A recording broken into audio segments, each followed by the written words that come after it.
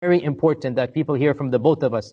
What do we think we should be doing? What advice can we give to the Muslims to make sure that we protect the iman of the next generation and to counter this rise of irreligiosity and agnosticism and atheism? As far as the rise of atheism rising in the Western country, I disagree with you. It is not only Western countries, throughout the world. It is rising everywhere in the world, including Gulf countries. Where I consider that, the Gulf countries, especially Saudi Arabia, is the heart of Tawheed. I was shocked. It was in 2014. They asked me to give a lecture on atheism. Does God exist? I was shocked. In Saudi Arabia, in Jamiatul Imam, where I consider one of the best Islamic universities, to give a talk on atheism. And then I realized that the people told me that even in the Gulf countries, leave aside Western countries, leave aside UK, leave aside America, India, even there are, and previously, according to me, when a person from Saudi Arabia or from the Gulf country went to America or went to Western country, the chances that they would deviate from the deen would be maybe 1 or 2%. That's it. But nowadays, the chances are more than 25%.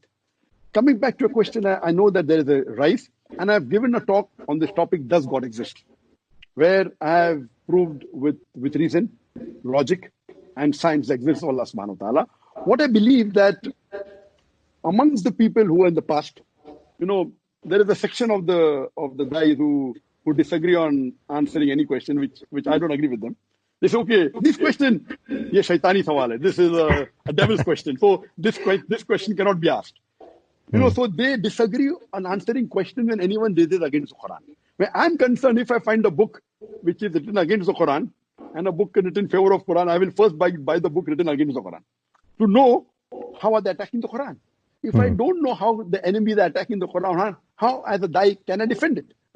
So what we realize that many questions like which our younger generation asks, our older generation used to disagree replying, saying that this will take away from the deen, which I disagree. Number one, we should stop saying do not answer questions which are a Satan's question. I said, no, you can answer any question. A question can be illogical, fine. Yeah. But you cannot say that if it's any question, like someone says, why don't you have Pope? Or anything. If they ask any question, it cannot be a question which cannot be asked.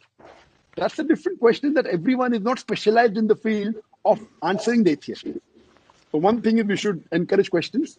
Let it be anything under the sun. But everyone is not specialized in replying. Because while if you're not specialized, you may falter and break the principles of Islam while replying. So I know many guys while replying to the non-Muslims, they go overboard and they go against the principles of the Quran. They go against the verse of